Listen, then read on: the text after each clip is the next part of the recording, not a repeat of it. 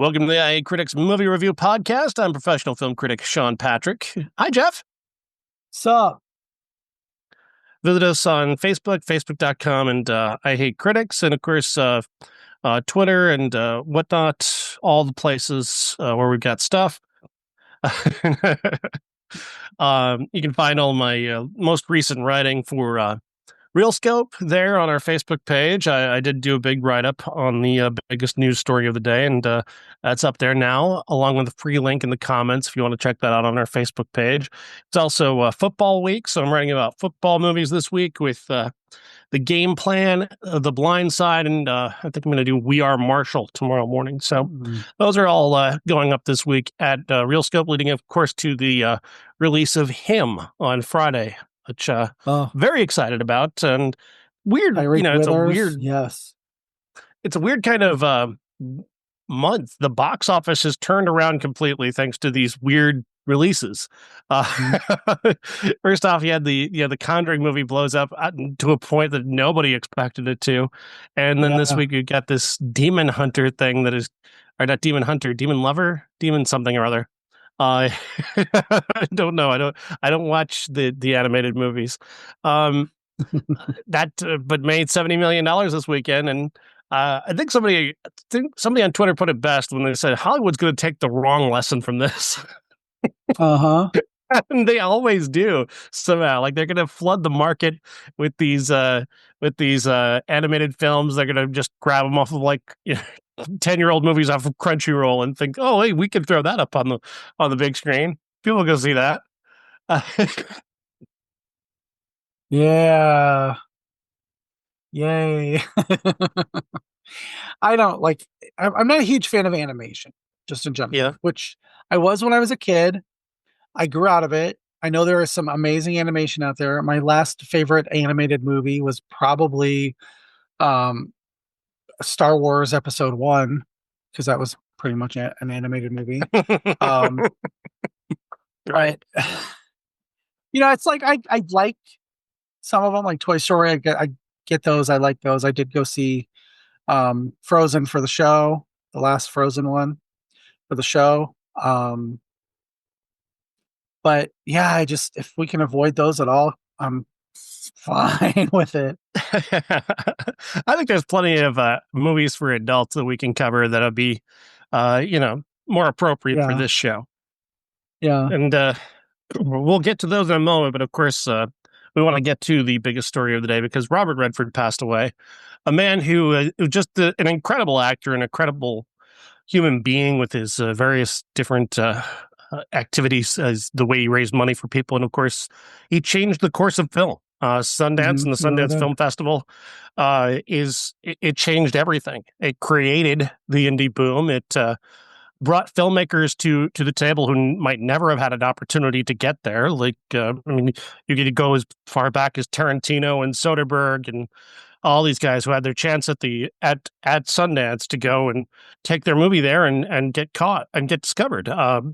Just as recently as just a couple of years ago, the Best Picture winner came out of Sundance because, again, it was a place where you can not only make big deals, which now today is more known for these big deals than anything else, but it's also still a place where independent filmmakers can find a place to actually be seen and be discovered.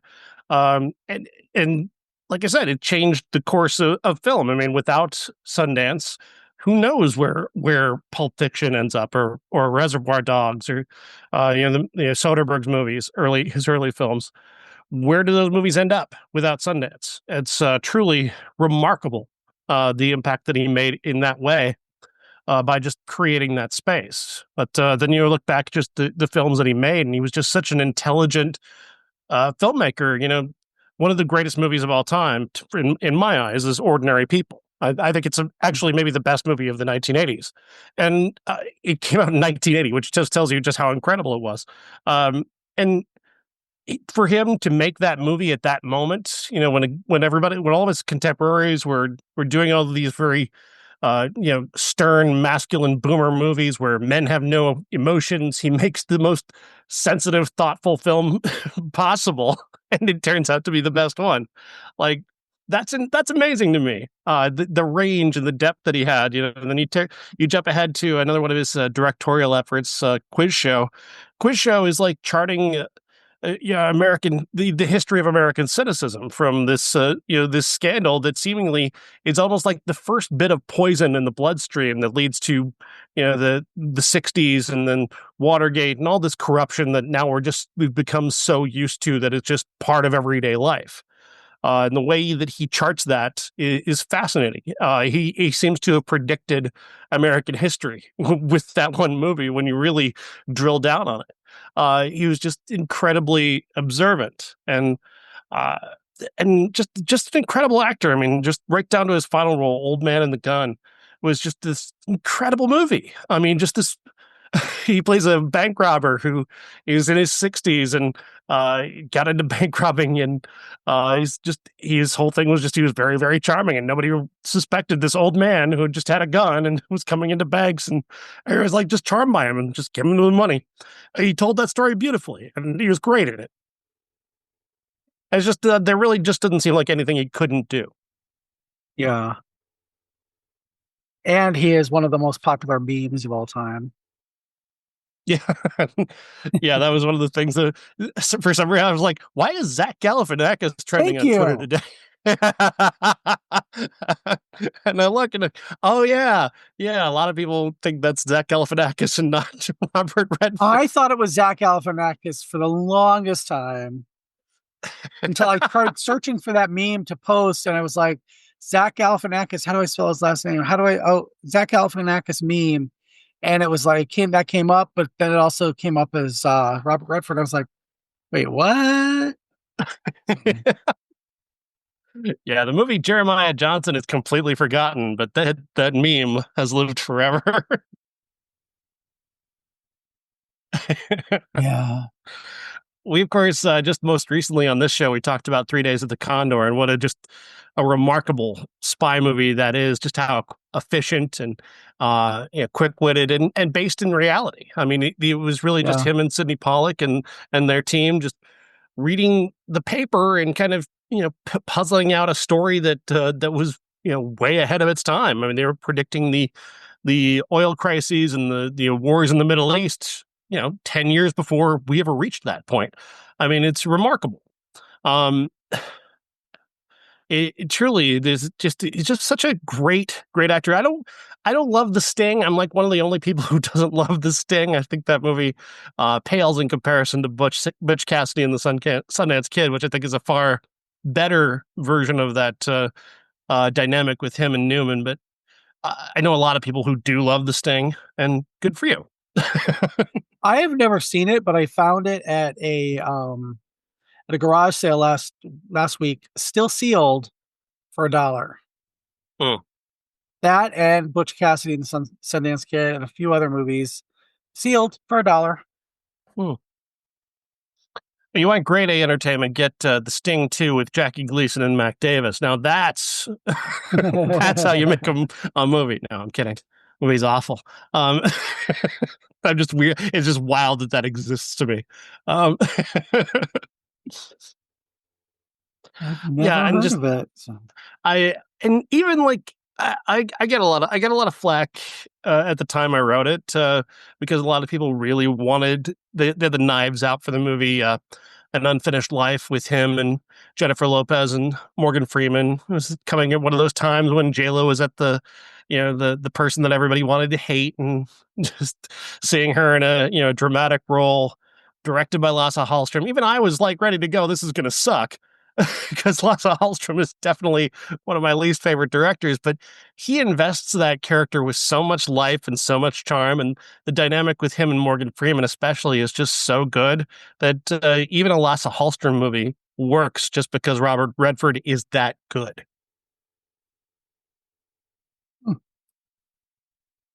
Nice. Leave it to me to inject a little bit of cynicism into every, compliment. Well, I mean, it wouldn't be you. You're the least cynical of the three of us on this show, so. Was that possible? I don't know. Anything you would like to add? I really, I admire him for the fact that he put together the Sundance Film Festival and what it's become, and how he never really allowed it to become this huge behemoth of a thing that lost its way, lost its roots. And Uh-huh. I'm hoping that whoever he has chosen to be in charge of it going forward honors his legacy, because I think that's really important to, you know, getting decent movies.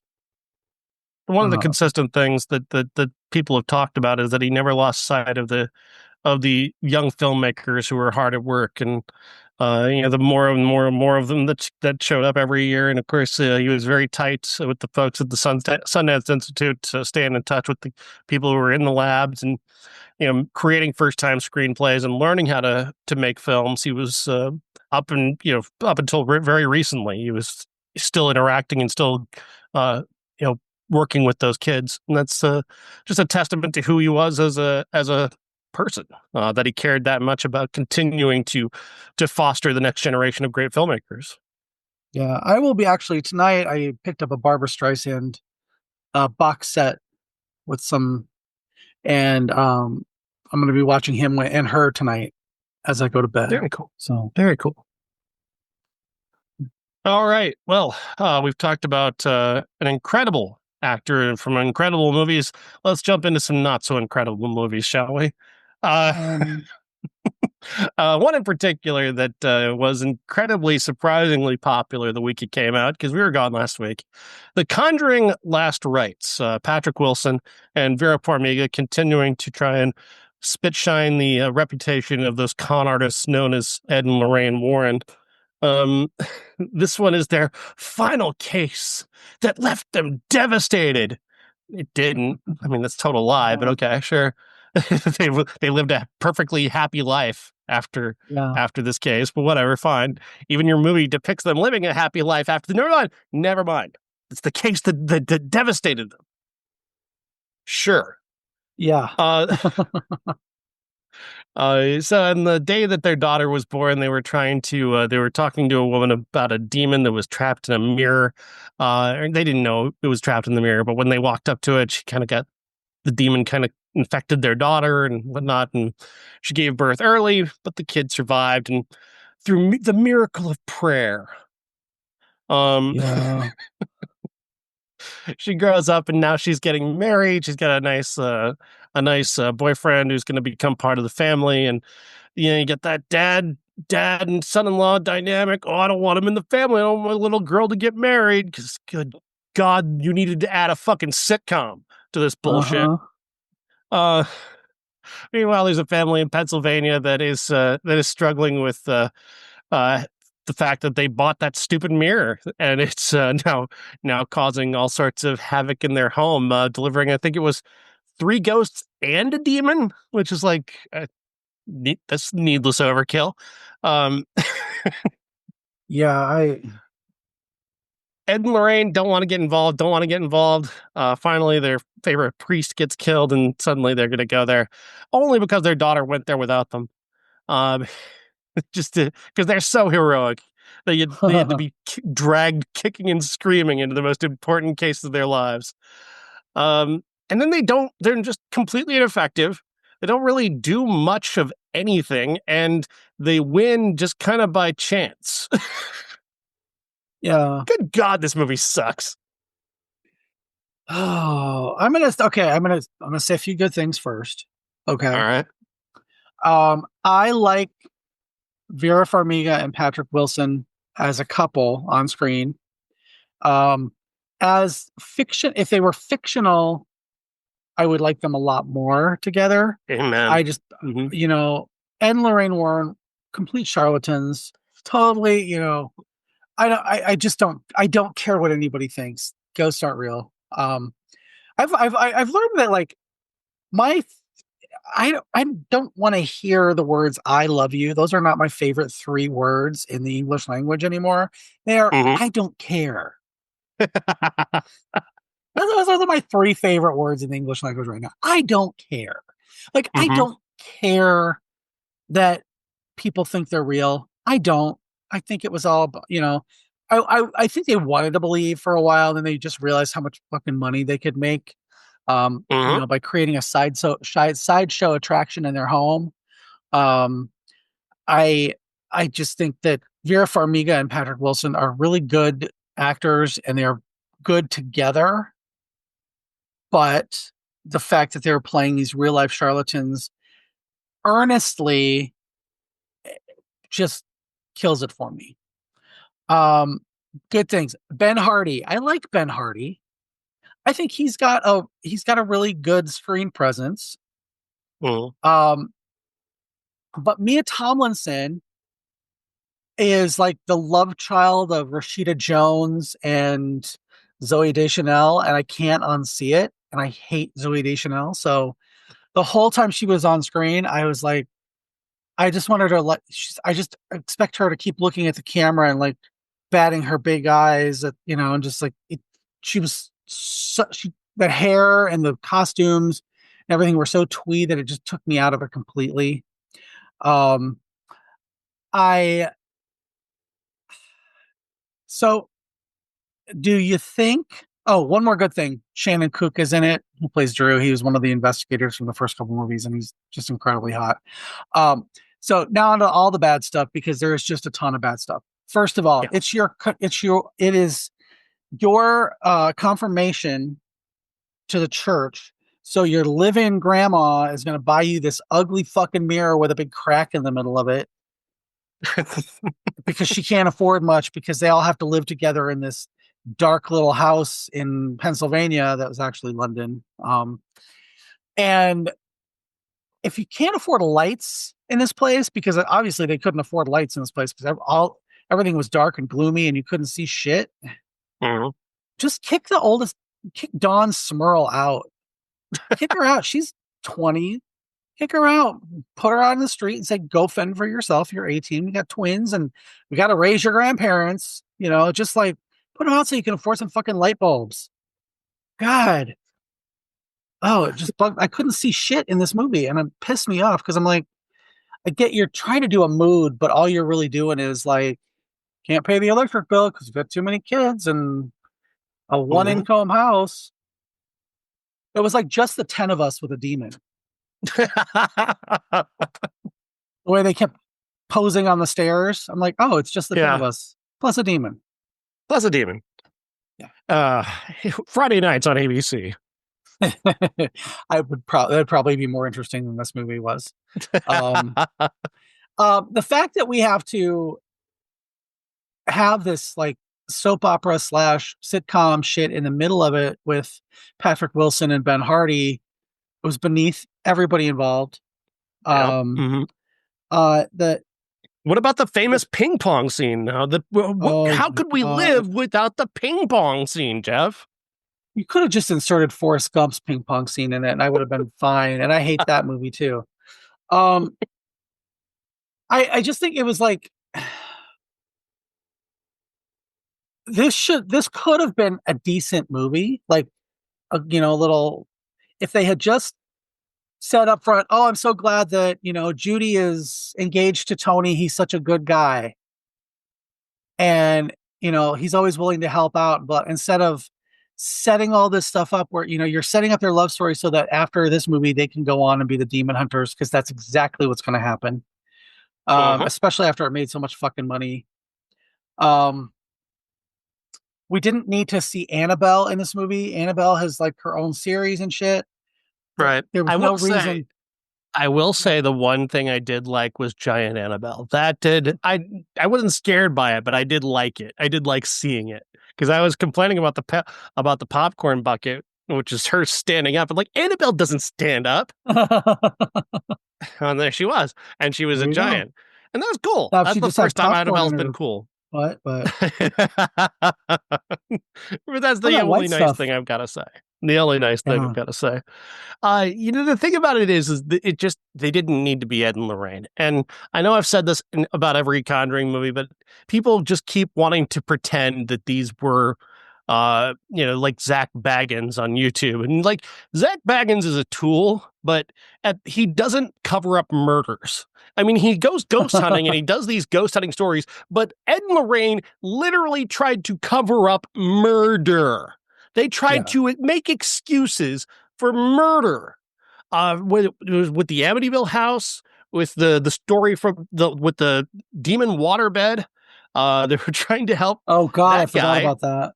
That guy, I think it might make a cameo in this movie. I'm not sure. They helped him, tried to help him beat a murder rap with the real guy, saying, "Oh no, he was possessed by a demon." You see, he couldn't have controlled himself from committing that murder because he was possessed by a demon. Fuck you, Ed and Lorraine. Fuck you. I realize you're trying to protect your grift, but I think sending a murderer to jail is probably more important than protecting your fucking grift. Yeah. And that shit pissed me off. That's really just where I couldn't buy into this just being harmless ghost fun. Mm-hmm. Yeah, if this had been like an Insidious movie where it's just made up people, I probably would like it a lot more. I mean, I can at least tolerate it, because I like Insidious. Yeah, you know what I mean? But just to get to you're in this last one and it's so obvious that you're setting it up just in case it makes money, that, Judy has visions and Judy's, and they're gonna. But don't forget, young Ed and Lorraine too. They could go back in time and do those actors as the next one. Shut up! Don't put that out in the fucking universe. How dare you?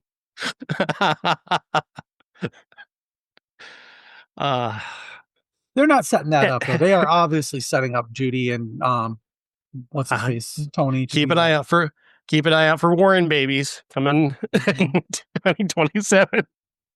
Oh God. Please no. They're never. I mean, again, like I said earlier, Hollywood's going to learn the wrong lesson. You know that they're going to learn the wrong lesson. Just because Patrick Wilson and Vera Farmiga want to walk away, doesn't mean that the rest of the group wants to walk away from all that money.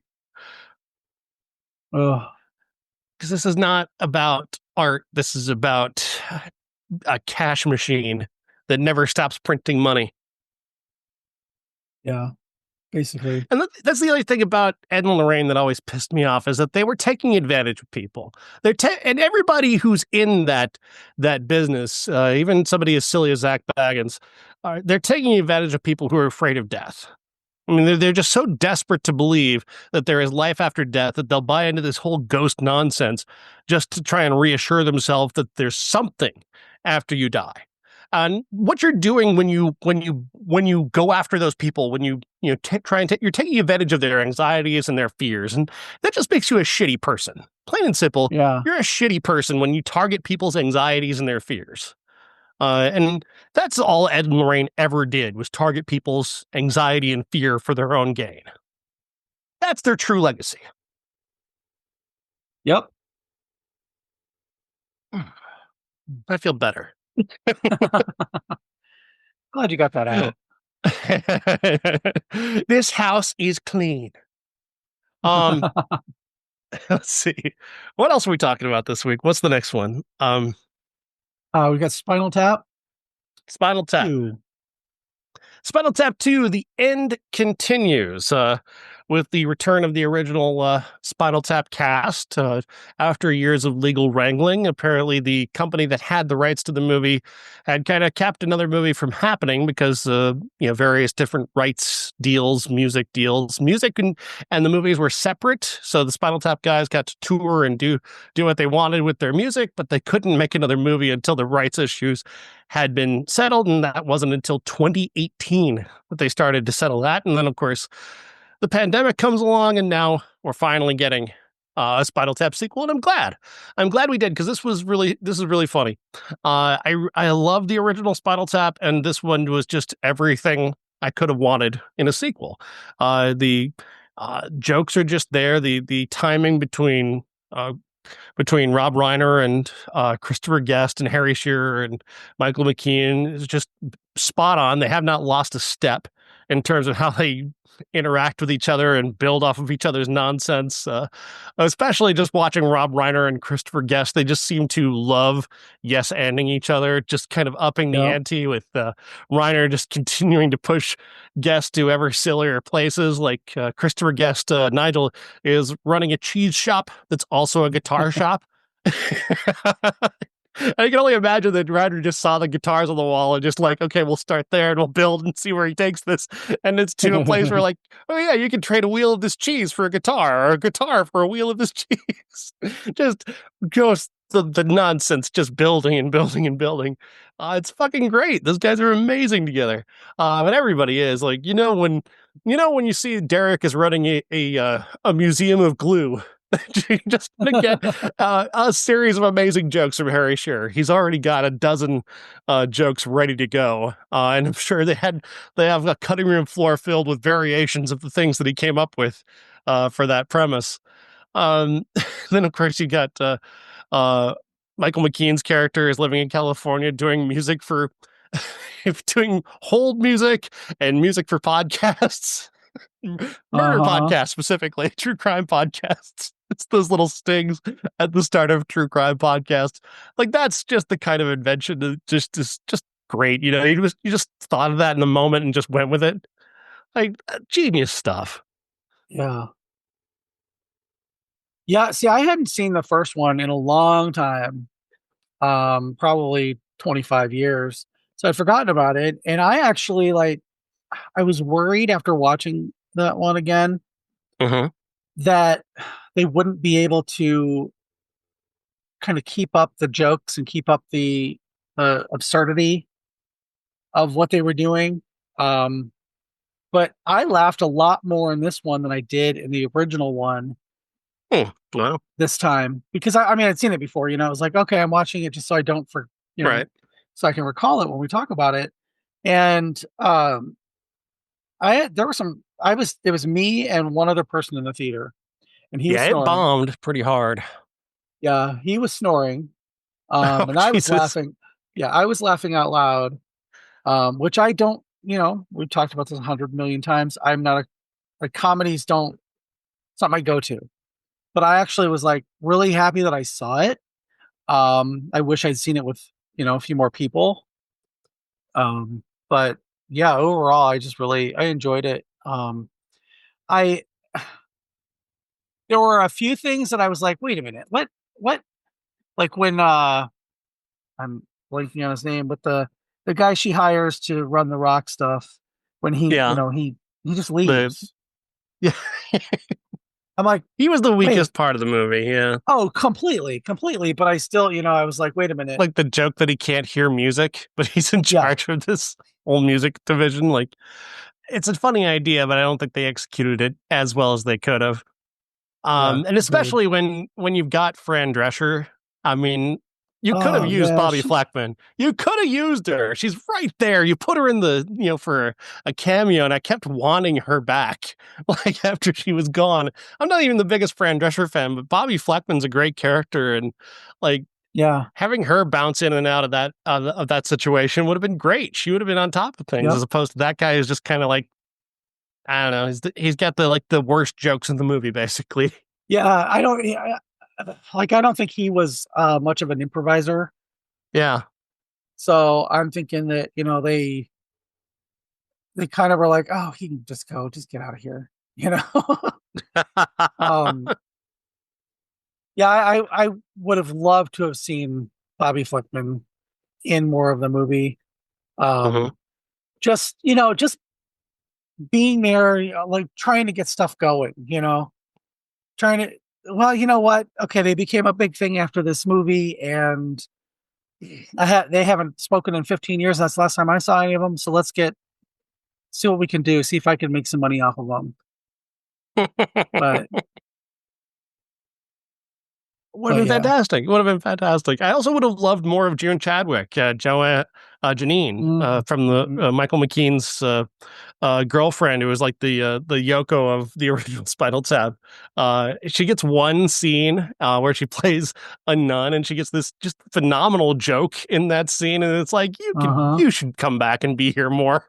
Like, she looked great, and they could have really put her back into that dynamic and to cause some more trouble between the three of Instead of, them. see, it could have, what I thought of that was, why not make her a lesbian? So she's, that's what they cut to, because that's what I assumed they were going to cut to her being a lesbian so that she would be throughout the movie. And then she was a nun. I'm like, oh, they're not going to show her at all. This is the one scene she's going to be in. But if she was a lesbian and Michael McKean didn't know it, like he just thought that she left him for Nigel. What if, it comes out at the very end? She's like, I didn't sleep with him. I was sleeping with Bobby Flickman. That would have been funny. That would have been like, okay, she could have been throughout the whole movie, could have been like the voice of reason to these guys, gotten them back together, blah, blah, blah. And then, been, no. And then she could have known the drummer, and, it would have been really funny that way. It would have, she was so dynamic in her one scene that it's like it's clear that she would have fit right back in. Like, because that riff she does about how she ended up becoming a nun was one of the biggest laughs of the movie. Yep. But I don't want to focus on the things where this movie fails, because again, it doesn't fail. It's hilarious. Just these guys still got it, and people forget that this movie when this movie came out, it was not a hit. It bombed actually back in 84 or 83 or 84, where it was, and it only became a hit on home video, and in subsequent years after that, it became big, but it never really became huge outside of the people who fell in love with it immediately. And so it's not surprising that it bombed. At the same time, I really thought it would have done a little bit better. It finished in 10th place, $1.3 million at the box office. What? Like, holy shit. Yeah. Yeah, it was not good. Yeah, people kind of abandoned it, unfortunately, and that's a real shame, because they missed out on a very, very funny movie that more than lives up to the legacy of the original. Oh, definitely. We'll come back around to the original in just a moment, but we want to talk about the best movie of the week, which is The Long Walk, starring Cooper Hoffman and based off of a novel by Stephen King under his, I believe he wrote it under his pseudonym, Bachman. Richard Bachman, yeah. It tells the story of America in the 1970s, but in an alternate reality where this dictatorship is taking control and is in charge, and they've created this thing called the Long Walk, which brings together 50 boys from 50 different states. Technically, it's a lottery in that you have to volunteer for it, but really nobody really nobody really volunteers. You're expected to do it, and you do it. And if you get picked, you get picked. But Cooper Hoffman specifically wants this because he's got a motivation. So these 50 kids from each of the 50 states are sent on this walk, and the only way to win is to not die. You've got to walk it for as long as you possibly can, keeping a pace of 3 miles per hour. If you fall under that, you get a warning. If you stop or you leave the path, you will be shot and killed. That is dystopian and terrifying. And I was wondering how they're going to keep that up. How are they going to maintain that as a premise? Because it seems so limiting.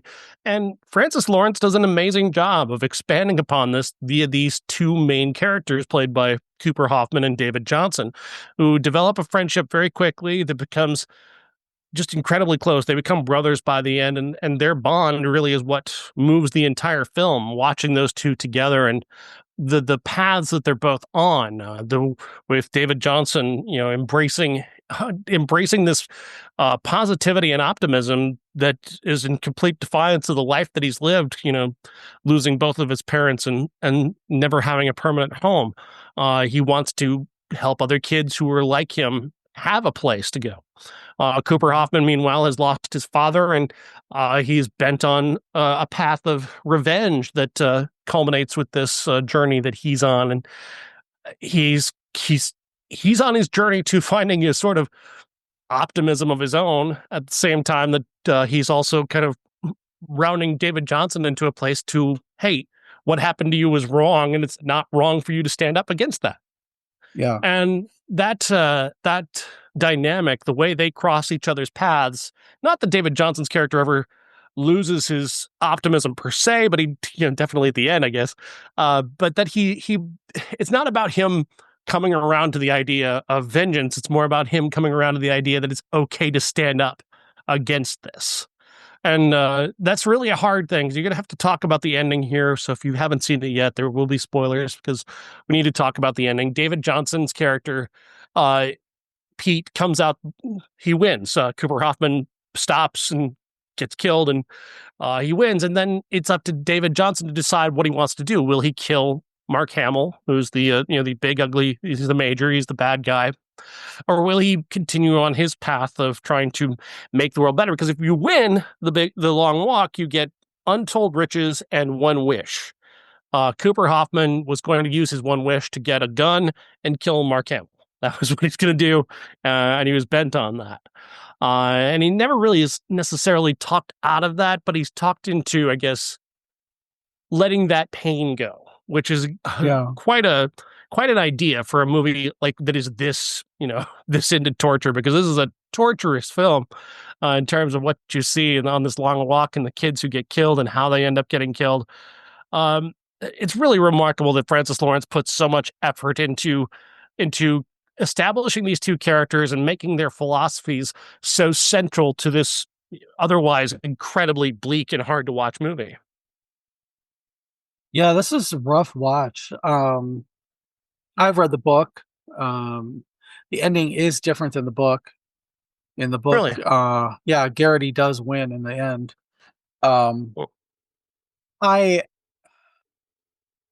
The only way that this movie works is the performances of the actors, and every single one of them understood the assignment. They all from just the background actors to the spectators to the four musketeers, they all are so good at what they're doing. And the fact that you really hope that Garrity's going to win and he's going to decide not to kill the major, Right. You really do hope that, because he comes on this journey. He does this whole internal journey as well, where he becomes a completely different person and realizes that the revenge is maybe not the best answer.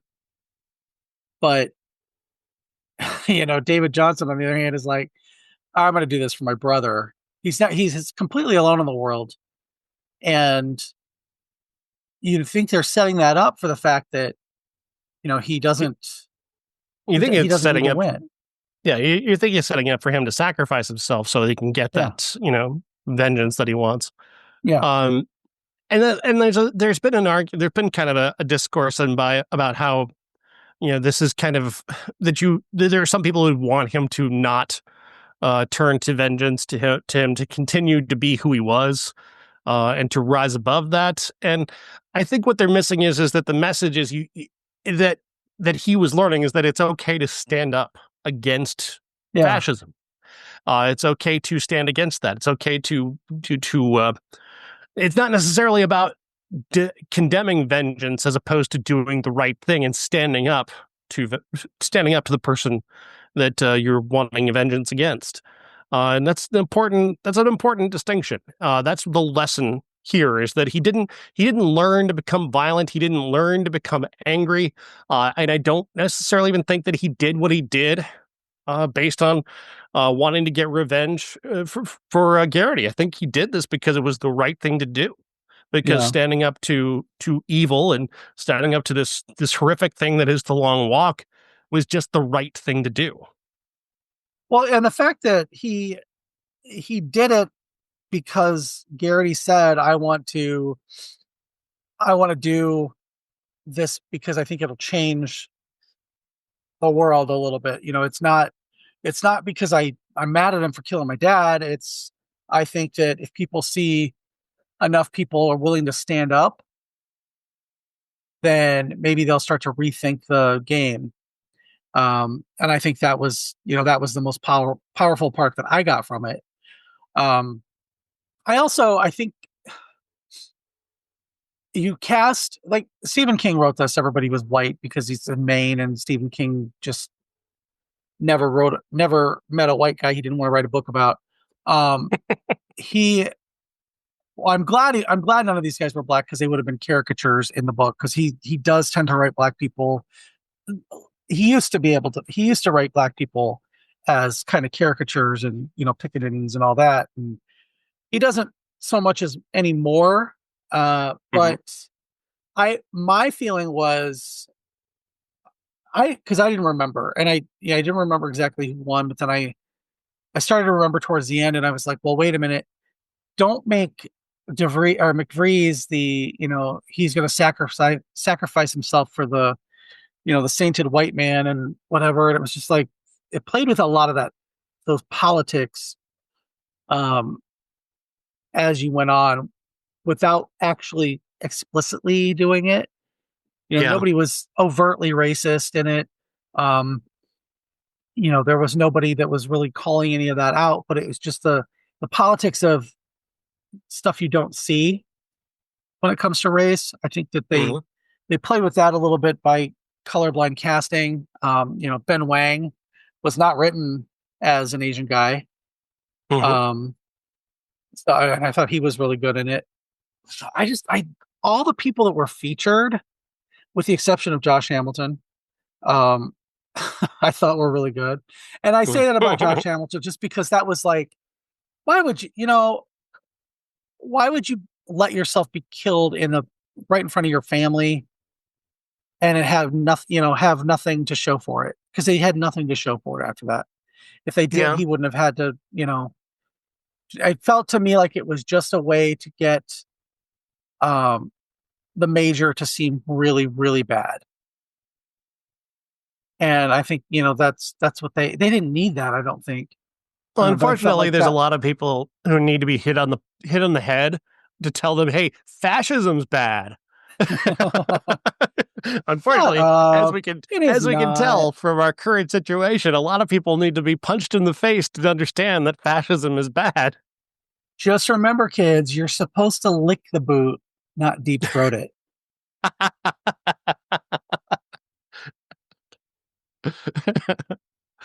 Oh, just saying.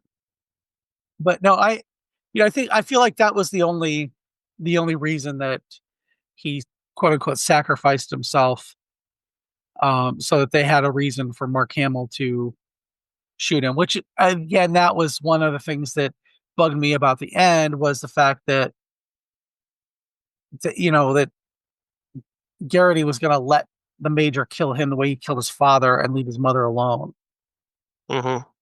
Why he wouldn't fight for that, and I guess he loved his new brother enough, but yeah, it was just I don't know. I don't know how to feel about the end, but I thought like I left that movie like there were a couple times where I got emotional because it was so Oh the yeah. a couple of the deaths, like Harkness, um you know Curly, a few of those it was like wow, it was a I, really I was really I was really moved by Stebbins. mhm. I kept waiting for that moment where they're going to do, the very predictable thing where one of the kids is going to try and, Cooper Hoffman's going to get tripped or something and like hurt his ankle, and it's going to look like he's not going to be able to make it, and something like that, or he's going to get stabbed and have to, hold his gut to walk to the end or something something like that, because that they had that one kid who was deeply troubled, and it looked like he was going to be the one who did, tries to get everybody else killed in order to win himself, and they Yeah, didn't do that, and I was really surprised that it didn't go that direction, because that's such the direction you would expect this to go.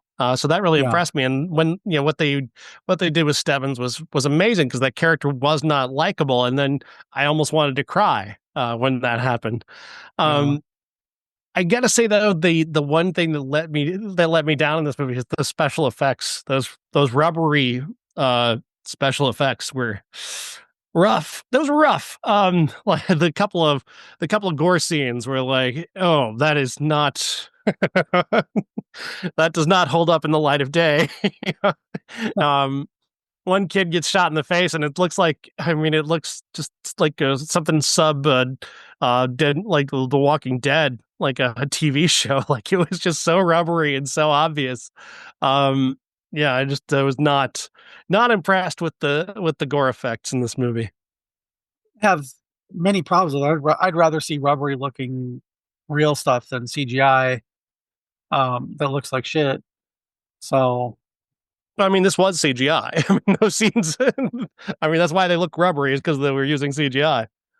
oh, I thought you meant like because I was trying to recall exactly what you were talking about, but no, I mean, when they got, just about every time you actually see somebody's head get blown off, it was just this. It was terrible. It was terrible CGI.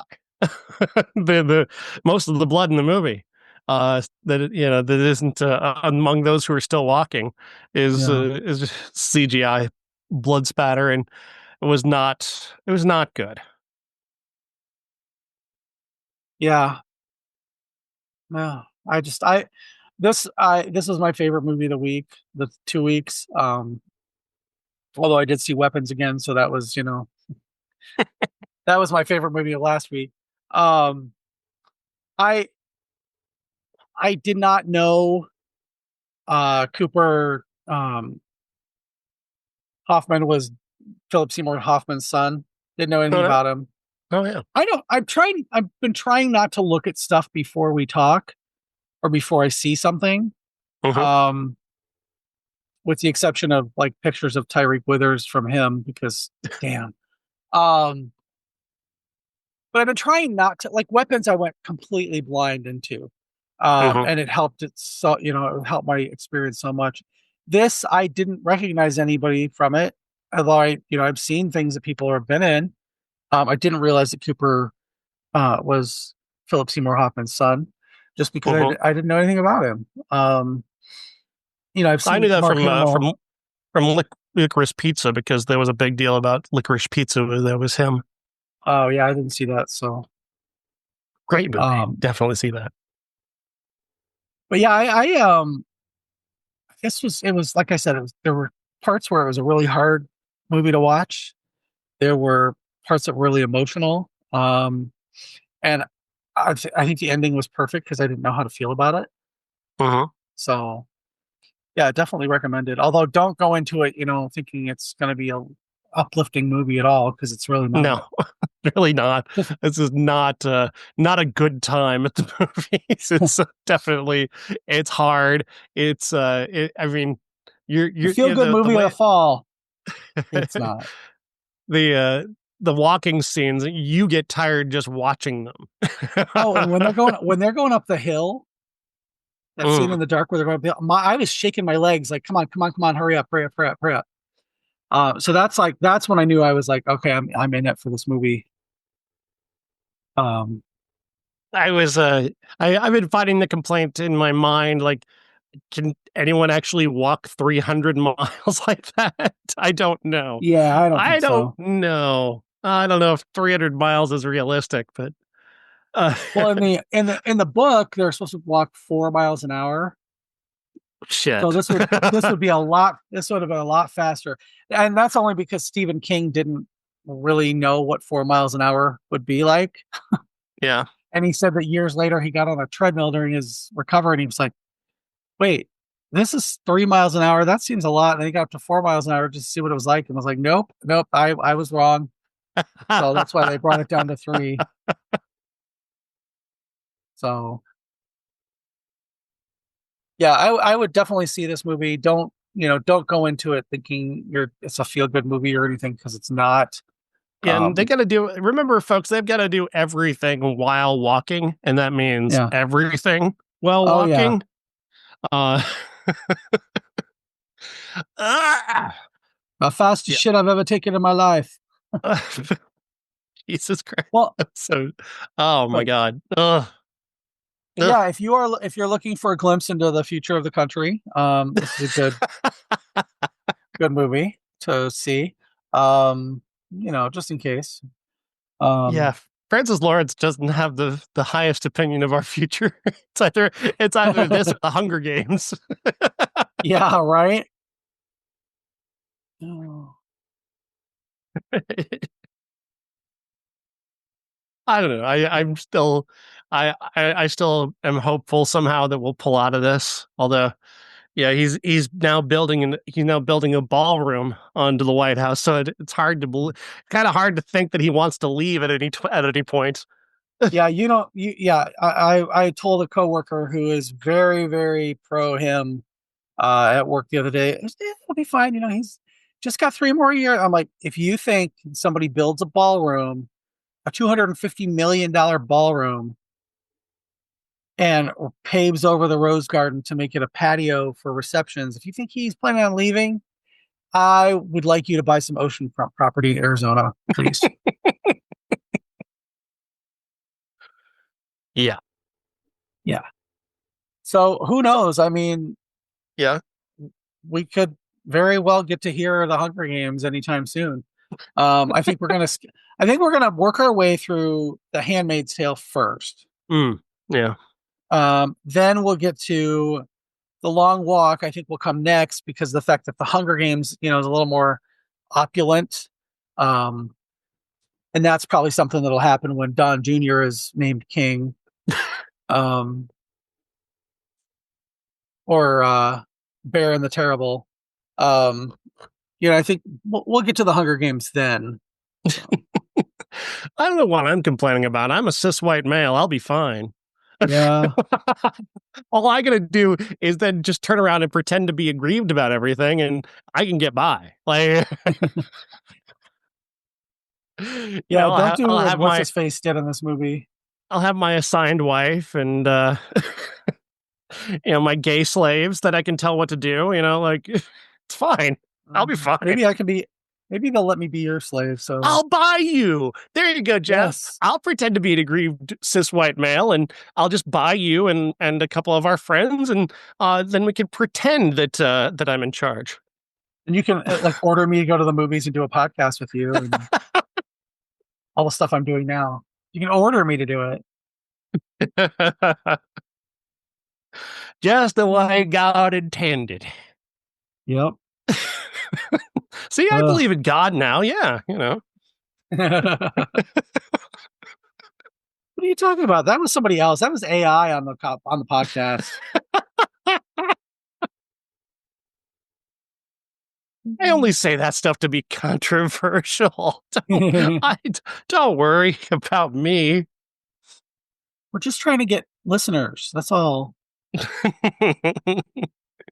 I was white knighting to meet women. That's all. Yeah. Yeah, me too. I'm a performative male.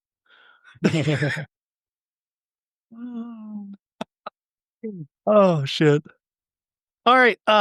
One last time, just what did you think? Take me back to your first time seeing Spinal Tap. This is Spinal Tap. Oh God, I don't. That was 30 some years ago. I think we watched it in college. I had this guy that I had a crush on, and he liked all those kind of comedies, and so we watched Strange Brew and Slapshot and Spinal Tap. And I remember my favorite of the three was Strange Brew. Hmm. But that's just because that was me 30 years ago. But I'd seen it. I've seen pieces of it. Everybody knows, the famous clips like, goes to 11. It goes to 11. That we all know that. I didn't realize that it was improvised until probably 15 years ago. And I was like, oh, I thought it was, it was pretty scripted and whatever, but it gave me a little more of a appreciation for it when I knew that it was, like most of Christopher Guest movies, was ad-libbed. So, and improv. What about you? I pretended that I'd seen it, before I actually saw it because it was so important to everybody else. Like they would always talk about it, and it wasn't until after Spinal Tap appeared on The Simpsons in like 91 or 92 that I actually saw the movie, and I did like it. But until that point, I'd been actually saying that I'd seen it all. Oh yeah, it's great. I love it. Love that movie. It's just, that's high school, Sean, trying to get by. But once I saw it, I got it. Like, yeah, unlike Monty Python, which I've never really gotten to, it's never really Yeah. clicked for me. I get nothing against it. I find some of it to be funny, but it's just not my kind of humor.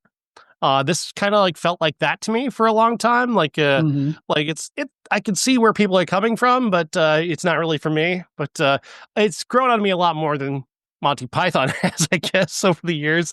To the point where, like in the last couple of years, I really, really get it. Watching, I think it was watching a documentary on Metallica where Lars Ulrich was talking about just how real this was.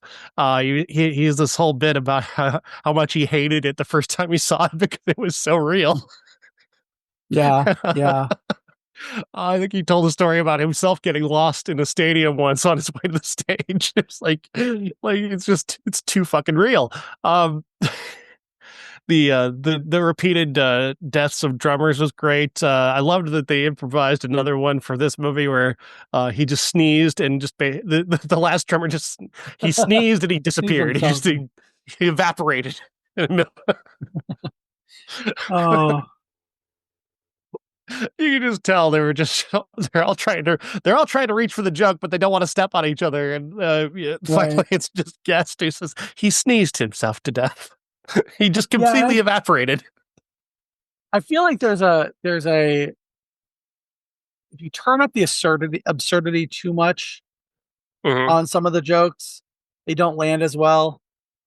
Um, but overall, like the ones that seem more rooted in reality, like the amp that goes up to 11. I mean, that's something that they would do because they thought that it would make them unique.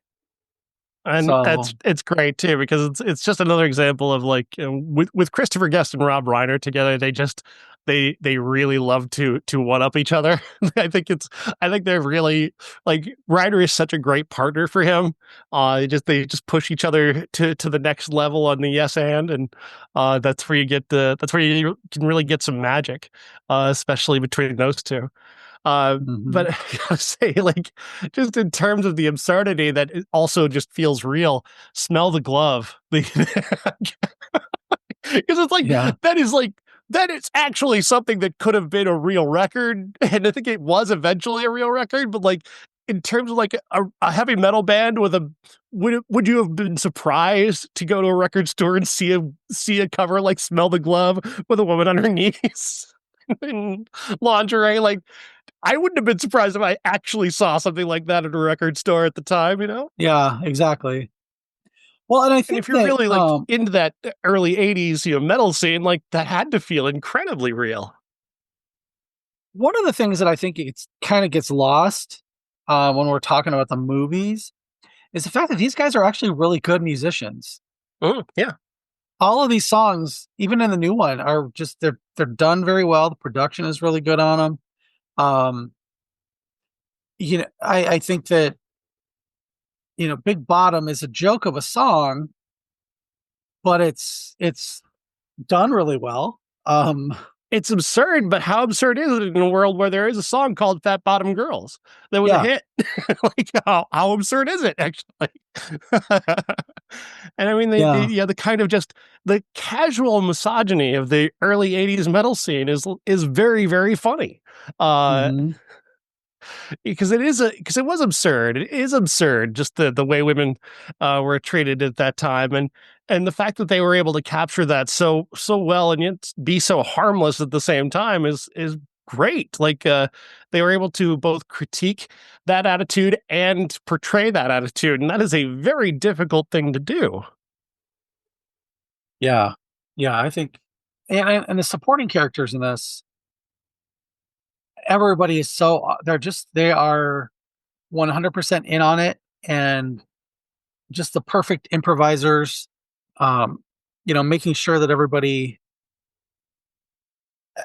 just in the moment. Mhm. There's nobody that seems like they're out of step like in the new one. Yeah, Um, obviously Tony Hendra, Ian Faith was missing from this one. He passed away in 2023. So he wasn't obviously in time for this movie to be made, but uh, in the original, he's Bill Graham. He's playing Bill Graham. Yeah. Just that was really all he had to do was study old Bill Graham stories and just do that. Yeah. Oh, I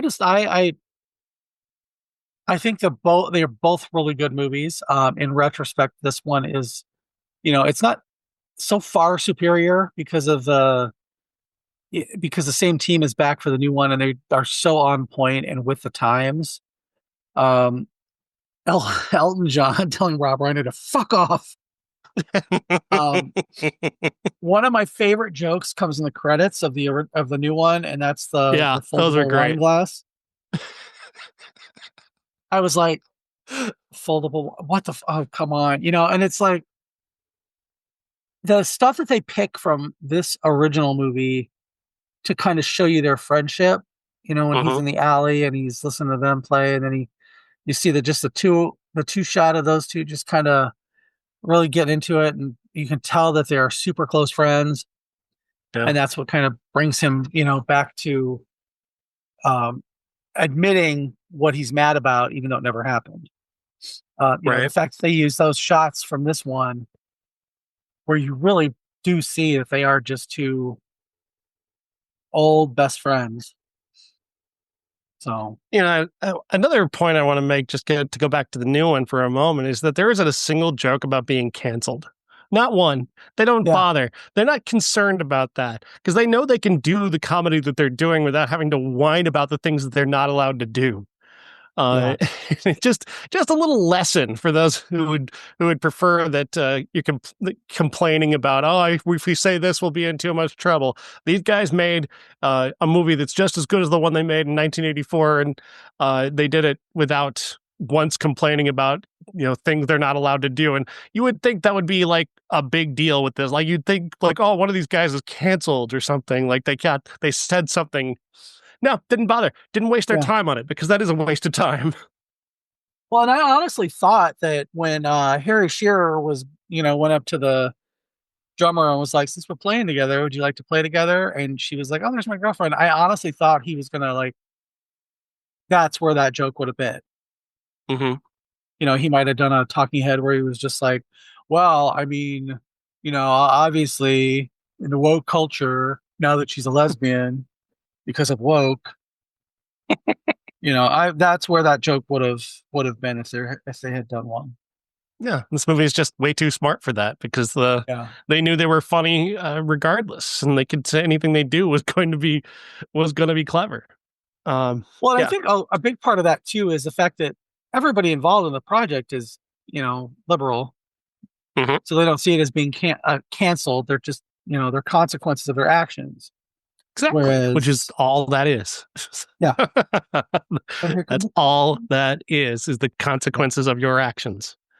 So it's Uh, not about that. I think it's I think I give them a lot of credit for um not saying all the stuff that we did in the original movie we would have been vilified for, canceled over, blah blah blah. I think that was really that was all handled very well. So Next week, we've got a big, bold, beautiful journey with Colin Farrell and Margot Robbie. I'm very much looking forward to that film. Kogonada's the director, and he directed a movie called Columbus. This is one of the best movies of the last decade. So if you haven't seen Columbus, do see Columbus because it's incredible. You also got, of course, the big movie of the week will be Him with Tyreek Withers and Marlon Wayans, directed by Justin Tipping, produced by Jordan Peele. And the trailers for that just look incredible. I'm really excited about all the things that Jordan Peele's been saying about Justin Tipping as a director. Really have me very excited to see that film. But Jeff, did you know that this is not the first film to be called Him? what? Apparently, the first film to be called Him was made in 1974 and is considered one of the great pieces of lost media. It's a porno film about the sex life, the gay sex life of Jesus. Oh, color me interested. It's been missing for years, and for a time, people thought it didn't exist. Michael Medved, the awful human being that he is, made a book in the late '70s called "The Golden Turkeys," in which he talked about the worst movies he'd ever heard of, and he was said to have included one film that he just made up. And one of the movies that's in the book is him. And people assumed, oh well, gay porno about the gay life of Jesus. Obviously, that's the one he made up. But then people found newspaper clippings from New York in the early '70s that actually advertised a movie called Him with a guy who looked like Jesus. So they think it's real, but nobody's ever seen it. Oh, So yeah, a little bit of fun trivia for you. now I'm gonna be like, okay, well, let's find this movie. There's apparently a Interesting still. fact. Go ahead. Speaking of movies that you know that are lost or whatever, I finally saw Ganja and Hess. Did I tell you this? Oh wow. I finally saw that movie, and every morning at work they play "Are You That Somebody" by Aaliyah, and you know that song, right? Oh yeah. Of course you do. Where it has the little baby in it that goes, ah, ah. That sound is from the movie Ganja and Hess. Just a little. I just thought of that the other day, and I was like, okay, well, here you go. Yeah, that movie's tough to come across these days. Yeah. Is it streaming now? Have they finally put it on streaming? Yeah, I don't remember where I saw it. Maybe it was Shudder or something. I mean, it's not a horror movie by any real stretch, but no, yeah, I did see it streaming. So, all right, future classic for the show. All right, Jeff, thank you. Talk to you next week. If not sooner.